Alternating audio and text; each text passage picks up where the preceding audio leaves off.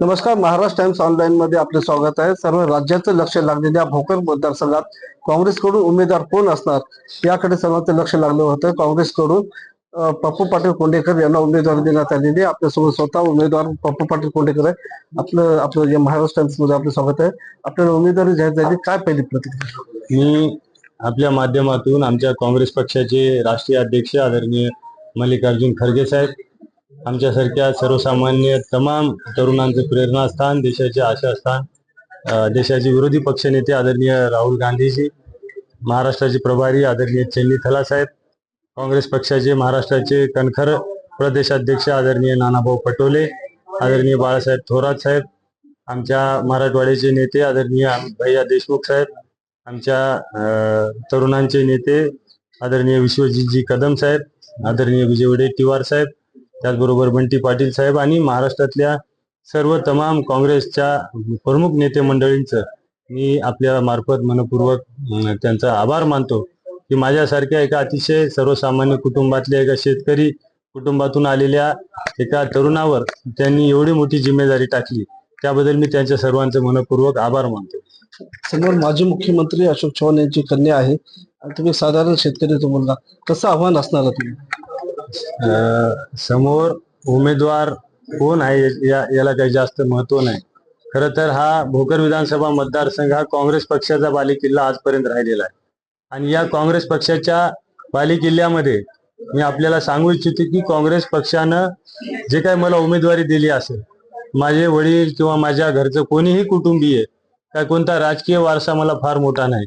एका सर्वसामान्य कुटुंबातून आम्ही येतो आणि मला जी उमेदवारी मिळाली ती माझ्या कामाच्या बळावर, माझ्या प्रामाणिकपणाच्या बळावर, माझ्या निष्ठेच्या बळावर आणि पक्षाच्या प्रती असलेल्या माझ्या समर्पणाच्या बळावर ही मला निवडणूक मिळाली. आणि समोरचे जे उमेदवार आहेत त्यांना उमेदवारीच फक्त यामुळे मिळाली की ती कोणाची तरी नात आहे, कोणाची तरी मुलगी आहे, त्यांचं कर्तृत्व शून्य आहे, पण कोणाच्या तरी एक कुटुंबातले सदस्य म्हणून वारसा हक्काने त्यांना मिळालेली उमेदवारी आहे. त्यामुळं लोकशाहीमध्ये लोकांनी माझ्यासारख्या सर्वसामान्य कार्यकर्त्याचं काम आजपर्यंत जे इमानीद्वारे मी आजपर्यंत काम करायचा प्रयत्न केला, लोकांच्या सुखादुखात अडीअडचणी नेहमी धावून जाण्याचा प्रयत्न केला आणि या सगळ्या गोष्टीची जाण या इथल्या मतदाराला आहे. त्यामुळं पुढचं कोण आहे त्याला काही जास्त महत्व नाही. एक काँग्रेसचा कार्यकर्ता म्हणून मला पूर्ण विश्वास आहे की हा भोकर विधानसभा मतदारसंघ हा काँग्रेसचा बालेकिल्ला आहे, तो मी अबाधित ठेवेल याचा पूर्ण विश्वास माझ्या मनात आहे. एकेकाळी तुम्ही अशोक चव्हाण यांचे कट्टर समर्थक, त्यांच्या सोबत काम बी केलेलं आहे. आता त्यांच्याच विरोधात आता निवडणूक लढवतात, किती दडपण काय?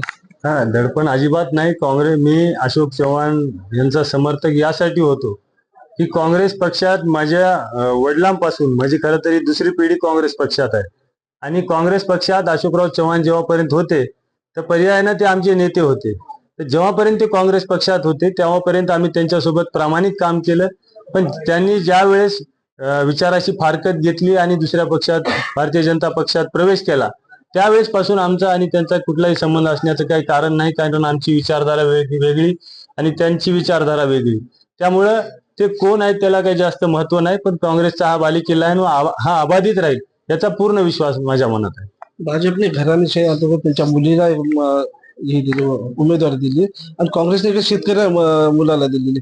या मी खरं तर मनातून त्या सगळ्याचा आभार मानतो की त्यांनी एवढ्या मोठ्या या मध्ये बहुचर्चित असलेला हा मतदारसंघ आहे आणि या मतदारसंघात माझ्यासारख्या कार्यकर्त्यावर पक्षानं जो काही विश्वास दाखवला, खरं तर मी अतिशय सर्वसामान्य कुटुंबातून येतो आणि अशा सर्वसामान्य कुटुंबातल्या कार्यकर्त्यावर त्यांनी जो विश्वास दाखवला त्यांनी कदाचित सगळ्या गोष्टीचा त्या ठिकाणी विचार केलेला असेल. पण मी आपल्याला या निमित्तानं सांगतो की त्यांनी जो काही विश्वास माझ्यावर दाखवला मी तो पूर्णपणे माझ्या सर्व सहकाऱ्यांच्या साथीनं, काँग्रेसचे जेवढे आमचे कार्यकर्ते आहेत, जेवढे आमचे पदाधिकारी आहेत, त्या सर्वांच्या साथीनं हा बालेकिल्ला आम्ही अबाधित ठेवू, याबद्दल कुठलीही शंका नाही. अशोक चव्हाण जे निवडणूक त्यांच्या मुलीसाठी प्रतिष्ठापनाला लावलेले आहेत, तसे तुमची कशी भेट होणार, कशी रणनीती आखणार?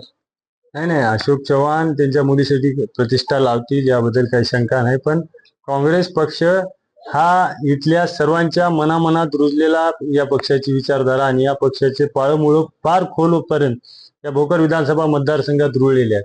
त्यामुळे त्यांनी किती जरी शक्ती लावली तर शक्ती ही लोकशाहीमध्ये सर्वसामान्य मतदार हा या ठिकाणी राजा असतो आणि मतदार राजा त्यांना त्यांच्या सोयीचा आणि त्यांना अडीअडचणीत सुखात दुखात धावून येणारा त्या ठिकाणी कार्यकर्ता निवडणार आहे. त्यांनी किती जरी शक्ती लावली तर आमच्या सोबत प्रामाणिक स्वाभिमानी अशा कार्यकर्त्याची सगळ्या आमच्या सहकार्यांची साथ माझ्यासोबत त्या ठिकाणी आहे.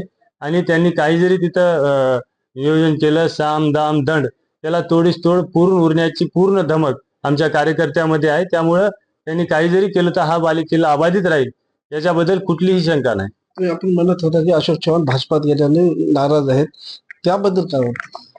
खरं तर भोकर विधानसभा मतदारसंघातल्या लोकांमध्ये नाराजी यासाठी आहे की चव्हाण कुटुंबियांना स्वर्गीय शंकरराव चव्हाण साहेब जेव्हा या मतदारसंघाचं त्यांनी सुद्धा नेतृत्व केलं, त्यांना काँग्रेस पक्षाने एखाद्या कुटुंबाला एवढं काही दिलेलं असेल असं अपवाद क्वचितच या या ठिकाणी आहेत.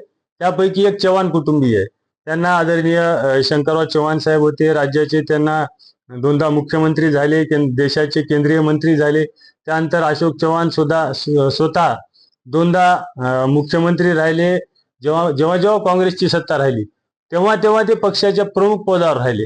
त्यानंतर त्यांच्या आग्रहाखातर त्यांच्या पत्नी अमिताताई चव्हाण यांना उमेदवारी दिली, त्यांना सुद्धा लोकांना स्वीकारलं. एवढं सगळं तुम्हाला दिलेलं असताना तुम्ही पक्षाची आणि विचाराची प्रतारणा करून एखाद्या पक्षाशी जेव्हा बैमान होता तेव्हा ते लोकांना अजिबात गोष्ट आवडलेली नाही. एवढं सगळं दिलेलं असताना त्यांच्या उतार वयात खरं तर मला देखील त्यांच्याबद्दल सहानुभूती वाटते की उतार वयात त्यांनी एवढा दुर्दैवी निर्णय घेतला हा त्यांच्या आयुष्यातला कदाचित सगळ्यात त्यांनी आजपर्यंत घेतलेला वाईट निर्णय असेल. आणि याचे प्रत्यय त्यांना देखील समोर येत आहेत आणि त्याला मनातल्या मनात माहित आहे की इथून काय आपण जिंकून येणार नाही, हे काँग्रेसचा गड आहे, काँग्रेसचीच जागा इथून निवडून येणार हे त्यांच्याही मनात त्या ठिकाणी आहे. शेवटचा प्रश्न, ही निवडणूक तुमच्यासाठी अवघड आहे की सोपी आहे आणि किती विश्वास तुम्हाला? नाही, ही निवडणूक अजिबात आमच्यासाठी अवघड नाही. मी नेहमी आपल्याला आत्ताच सांगितलं की हा मतदारसंघ हा काँग्रेसचा या ठिकाणी बालेकिल्ला राहिलेला आहे. या ठिकाणचे आमच्यासोबत जेवढे काही स्वाभिमानी सहकारी आहेत ते सगळे तन मन आणि त्यांच्याकडे शक्य असेल तेवढं धन हे सगळे मिळून त्या ठिकाणी मला हे करण्यासाठी निवडून आणण्यासाठी कामाला लागलेले आहेत.